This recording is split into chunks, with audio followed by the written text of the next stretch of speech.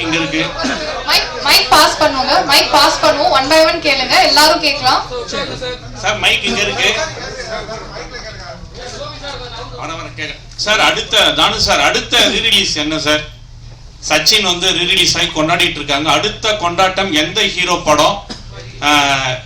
இங்க சார் எந்த ஹீரோ படம், என்னென்ன படங்கள்? ஏன்னா பெரிய பேசும்போதே ஜான் சாரும் சொன்னாங்க, தேவி சாரும் சொன்னாங்க, பெரிய பேங்கிங் மெமரிஸான ஒரு கிளாசிக்கல் மூவிஸ் வச்சிருக்கீங்க. எந்த படங்கள்லாம் பண்ணலான்னு ஐடியா பண்ணிருக்கீங்கன்னு ஷேர் பண்ணீங்கன்னா நல்லா. கிளாசிக்கல் மூவின்னு சொன்னதொட்டு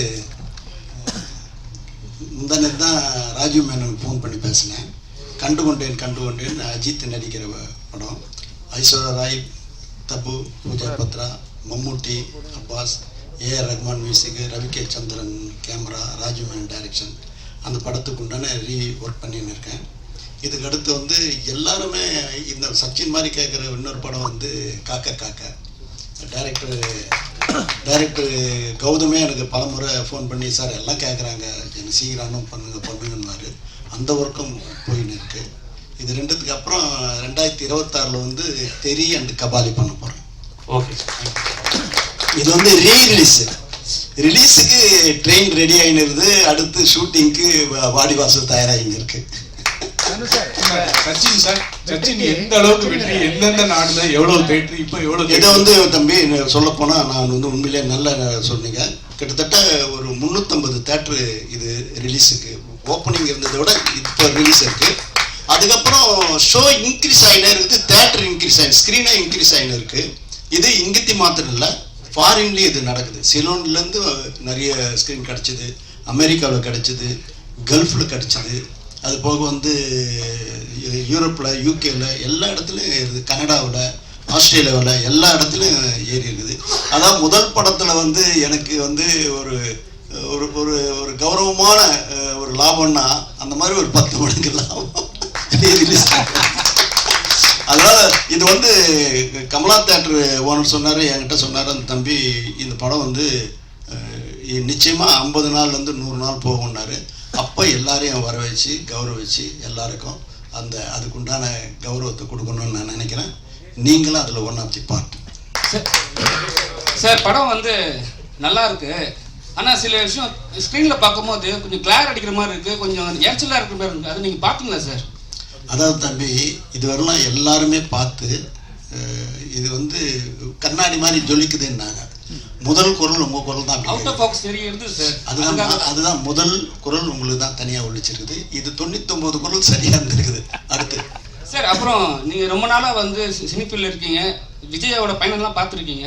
இப்போ வந்து அரசியல் பயணம் எப்படி இருக்கும் சார் அவருக்கு? இது திரையுலக பயணம், அரசியல் பயணம். அவர் வெற்றி அடைந்தார். அவர் வந்து படம் நடிக்க மாட்டேன்னு சொல்லிட்டாரு. அதாவது தம்பி, இது வந்து யூகத்துக்கு பதில் சொல்ல முடியாது இல்லையா? அடுத்துக்கு அதான் சச்சின் ரிலீஸ் ஆகும்போது எத்தனை தியேட்டர் போடுறீங்கன்னா? சச்சின் ரிலீஸ் ஆகும்போது கிட்டத்தட்ட ஒரு 200 தியேட்டர் இருக்கலாம் தம்பி. அதை விட இப்போ அதிகமான 350 மடங்கு. ஆமாம் தம்பி. வசூலும் அதே மாதிரி 10 மடங்கு சொல்றீங்க. போடலாமா? இன்கம் டேக்ஸ் உங்க வீட்டுக்கு வச்சா இல்ல, இப்ப எல்லாம் ஒயிட்ல தான் தம்பி. சரி அப்ப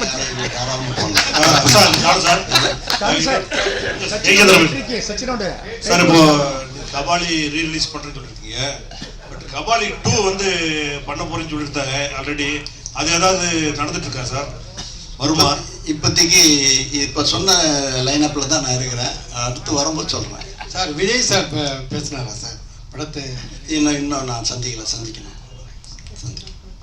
அண்ணா, இது வரைக்கும் தமிழ் நீ இப்போ நிறைய படம் சாதனை பண்ணுறாலும் நீங்கள் தான் அந்த இதுலையே.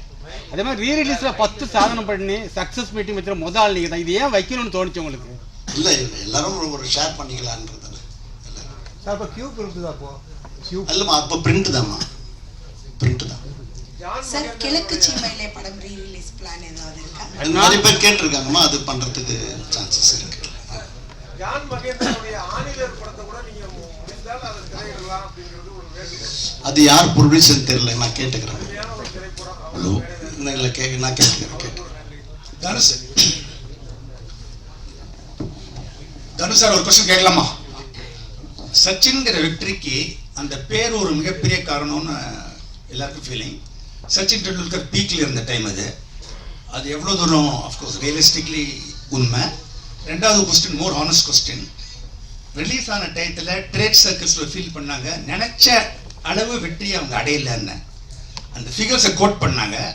அதுவும் எவ்வளோ தூரம் உண்மை? I just need honest answer. அதாவது நான் எல்லாரும் சம்பாரிச்சதோடு தான் எனக்கு ஓவர்ஃப்ளோ வந்தது. அந்த ஓவர்ஃப்ளோ எடுத்து போய் ஒரு பகுதி எடுத்து போய் எஸ்ஏ சந்திரசேகருக்கு லாபம் வந்ததுன்னு கொடுக்குறேன். சார் லாபம் வந்து சொன்னதே போதும் சார், எங்களுக்கு பணம் வேணான்னு திருப்பி கொடுத்தாரு. இதுதான் உங்களுக்கு ஆன்சர். சொல் தம்பி.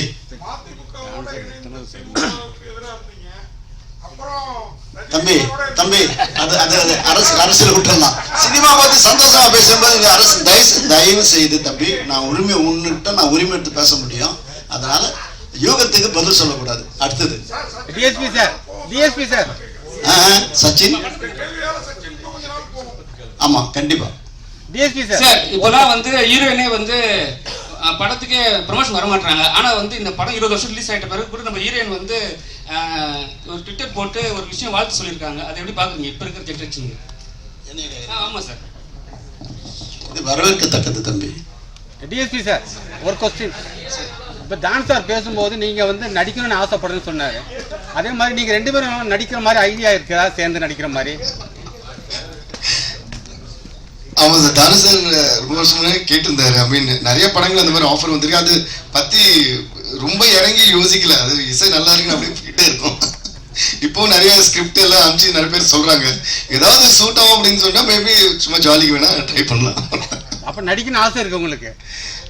அதாங்க, அப்படி ஆசை தான் பண்ணிட்டு இருப்பேன் நேரம். அப்போ அந்த ஆசை வந்து பயங்கரமான ஆசையே இல்லை, அந்த இசை தான் பயங்கரமான ஆசையா இருக்கு. அதுதான். சோமி மாஸ்டர் கொடுங்க, அவருக்கு என்ன பதில் சொல்றாரு? அவர் இப்படியே சிரிப்பார் பாருங்களேன். நான் சொன்னது கரெக்டா இருக்கும். மாஸ்டர் சிரிங்க. சேம் தான். அது என்னன்னா எல்லாமே அமையணும். நம்ம ஏதோ ஃபோர்ஸ் பண்ணி நம்மளும் பண்ணணும்னு பண்ணக்கூடாது. நம்ம இப்போ ஏதோ நம்ம எங்கள் வேலையை வந்து சரியா செய்யணும்னு முயற்சி பண்ணிட்டு இருக்கோம். ஒருவேளை அப்படி அமைஞ்சிச்சுன்னா, ஒருவேளை நமக்கு எல்லாமே சரியா அமைஞ்சிச்சுன்னா நடக்கலாம், அவ்வளோதான். தவிர நம்ம ஃபோர்ஸ் தான் இது பண்ணி ஆகணுன்றதெல்லாம் கம்பல்சரி எங்களுக்கு அது தோணலை. எனக்கு தோணலை, இவங்களுக்கு சொல்லிட்டாரு. உங்களுக்கு என்ன சொல்லுங்க?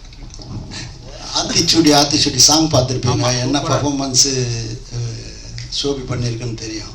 நல்ல கலைஞன். ஆனால் அவனுக்குள்ள ஒரு இயக்குனர் ஒளிஞ்சுன்னு இருக்கிறான். அது என்னைக்கு வெளிப்படுவான்னு தெரியல. நானும் சொல்லி இருக்கேன். நன்றி சொல்லி இயக்குனர் முடிப்பார்.